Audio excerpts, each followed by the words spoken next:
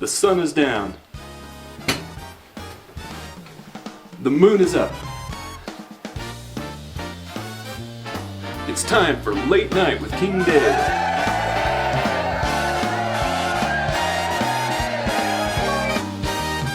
Welcome to Dave's Poetry Slam.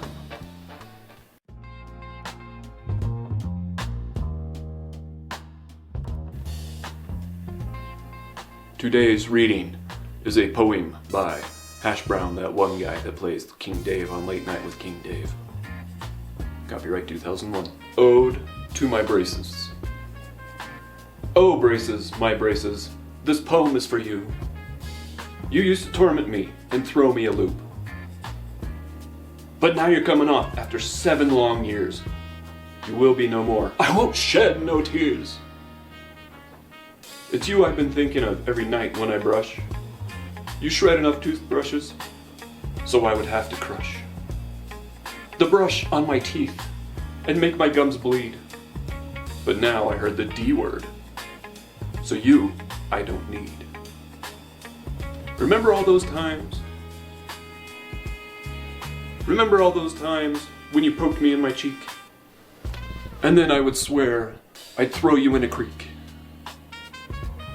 But now you're coming off after 7 long years.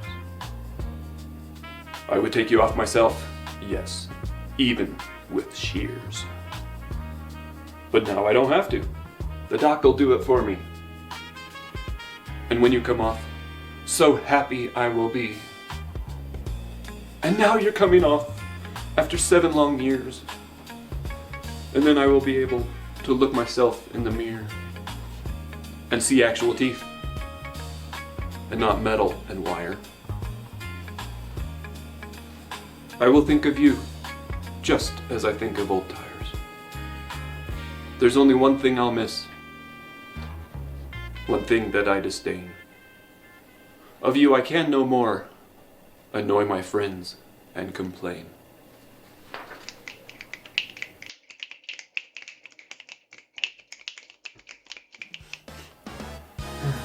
Oh, hey. Didn't see you there. It's just me, Andering.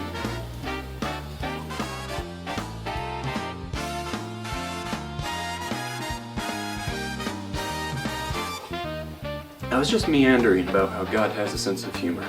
He shows it a few places in the record.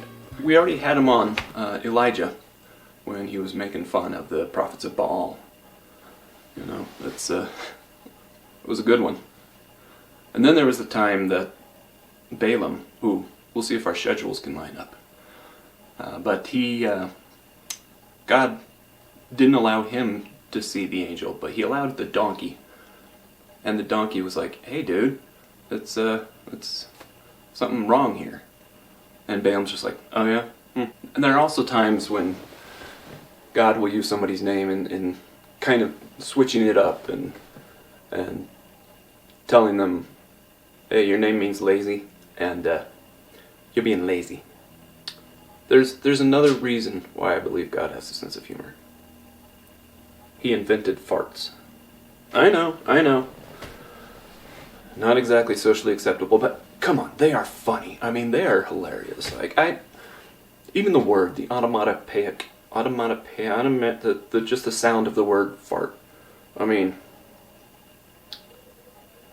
maybe it was a product of the fall. It doesn't really matter. I don't think it surprised God. No, I don't think it went down this way. God was sewing clothes for Adam and Eve, and Adam rips a big fart. And God was like, what is that smell? And Adam's just like, well, I think it went down a little more like this. God's sewing up the animal skins for their clothes, and Adam rips a big fart, and God's just like,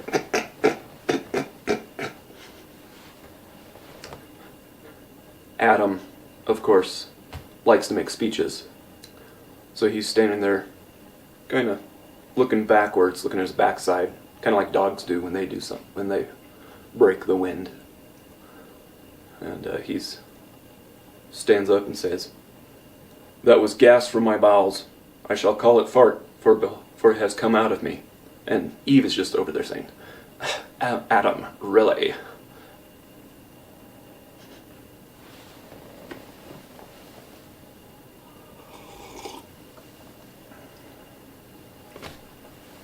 I also just love how many names there are for passing gas. Now I know it's the 11th commandment. You shall not pass the gas in an elevator. There are many names for that. Flatulence, breaking wind, pass of the gas, stink bomb, tummy squeaker, human skunk farm, bottom bonks, bonk from my butt, loose cannons. Although that could also be for something else too. Stink on my bottom. And see someone just going, excuse me, I have to go stink on my bottom. I'll be back. You ripped it. Smell juice. Gas cloud. Booty belch. Sit upon knock. Random acts of gasness. Hockey puck out my butt. What? No, that doesn't even make sense. The regal belly storm. The warm cloud. Ooh. Butt honk. The fluff. The butt fluff. The butter fluffer. Bun squeak. Squeaky buns. Rotten eggs. The smell-o-matic. The sulfur leak. Noxious fumes. Gaseous cloud. Danger. Gas ahead. Someone warning somebody. Danger. Gas ahead.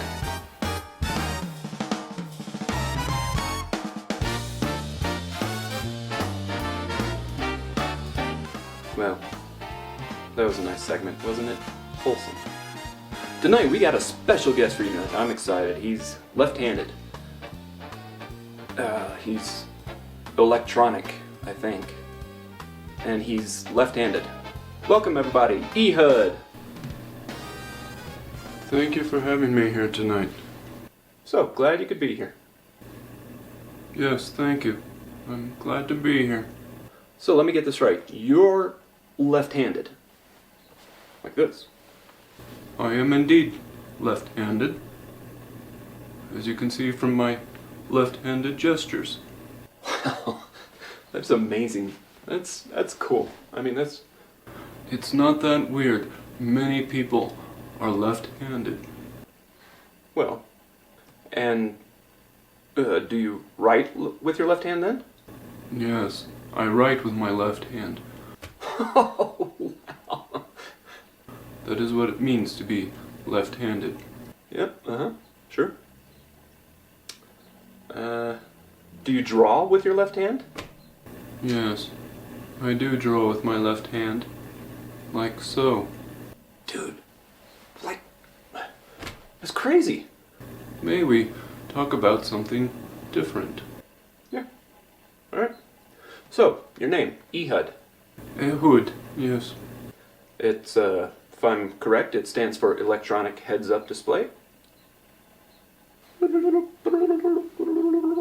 No, it does not stand for that. Really? Huh. It is in fact pronounced eHUD. Well, I'm going to call you eHUD. Is that okay? Because I really want an electronic heads-up display. That sounds very neat, whatever that is. So, you, are a judge, am I correct? I am one of the judges of Israel, yes. Where does your judgeship fit in? Well, after Moses... Big Mo! First guest, great guy. Strange hair. Yes. And there was Joshi. Joshi! We had him on too. Man, he was so bold and courageous. Yes. And then there was peace in Israel. And then there was not. And then there was Othniel. Othniel? Oh, that sounds like a delicious steakhouse. No. He was a judge. And then there was peace. And then there was not. And then there was me. Mm-hmm. We did not have peace in Israel because the king of Moab was there. Moab? Yeah. Controlling us. Moab, you see, is across the Jordan. The river, sure. River, yeah. The king of Moab was named Eggland. Eggland. Eggland. Iglon, like an igloo. Iglon. Eglanoranum. Eglanorana ding dong. Eglanoronimus. Alright. So now this Eggland. Eggland's best. No. Just kidding. That is hilarious. So Eggland, this king, he's a big fat dude. To put it mildly. Am I correct? King Eggland was husky. Mm-hmm. Okay. So you're left-handed. We talked about that. Right. We already talked about that. So how did you become the judge that you are, Your Honor? You do not have to call me that. I don't. Oh. Yes, I was called by God to be the judge of Israel. So let's talk about that then. I made a sharp, two-edged dagger that I could put on my right hip. You strapped it to your right thigh. Like over here. I put it on my right hip so that I could grab it quickly. You're left-handed. I forgot about that. Yes, I am left-handed. Okay, cool. And why does that matter? When you go to see the king, they search your right hip, because that's where right-handed people grab their swords. They did not check my left hip. Whoa! So because they did not check my left hip, I was able to take it in to see the king. Am I right? Yes, Huh. And I am right, let me tell you. I went in to give tribute to the king. So you have this tribute to the king, huh? Yes, this tribute was a nice poem about him. Oh, yeah? And he liked that? He liked it very much. Then I told the king I had a secret. Wasn't a weird secret. Something like you got a fart or something. I would not do that. Okay, cool. Or would I? He was excited about that and sent the servants away. So the king, he, Yes, he told everybody to leave. Clever. Clever. I am very sharp up top. I had my dagger. Took your dagger, which was concealed because they didn't check your Yes, your right thigh. Because they always look for, they just assume everybody's right-handed, because I mean, that's normal, right? it is also normal to be left-handed. Well, okay. So you grabbed your dagger. And? I grabbed my dagger from my right hip and I plunged it into the king, right into the gut. Ooh, right in the gut. And it was plunged in and the fat covered over it. Wait, it did what? Oh, nasty. Okay, well, I guess Eggland, who had plenty of Eggland's best eggs, was no more. So what happened? So there I was, the king, dead, and I locked in his private chambers. What was I to do? How, like you were locked in the king's private quarters, right?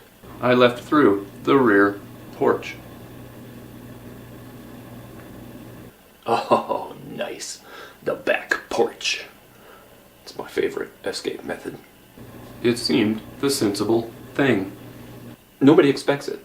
Like, it's always there. Like, you walking along, like, you think you get locked in the room, and then you see this other door, and it's like, oh, I'll just use this one, right? Yes. So what happened to Eggland's best? So then the king's servants, they were standing at the door, and they did not come in. They were just standing around, doing awkward practice, like, should I knock? No, They thought, maybe he's relieving himself. Maybe he's pooping. that's incredible. So finally they're like, okay, this is taking too long. And they find the door's locked. They finally got the key and went into the room. He was dead. They go in, well, Eggland's best is no more. So you escaped, and then... I left from the king's chambers. I went down. I crossed the Jordan. The river. The river, yeah. And I blew my trumpet. Blow the trumpet. Ooh! That's my best trumpet. That was amazing. Thanks. Once the other Israelites found out the king of Moab was dead, they routed and won back the Jordan. Oh, they held the river. The river, yeah. And so all was said and done, you had peace in Israel for 80 years. God's awesome. Am I right? Yes. Those little things like being left-handed, although that's a crazy thing. Again, I am left-handed. He works into everything. Just little details. Well, thanks for having... No, we had you, Eggland. What are you talking about? I did not say that. Well, thanks, eHUD. Right, for coming on. Well, thank you, Dave, for having me. We finally did it, folks. We finally had a lefty on. Yes, a left-handed person. Here's to all you left-handed people. Good night and good day.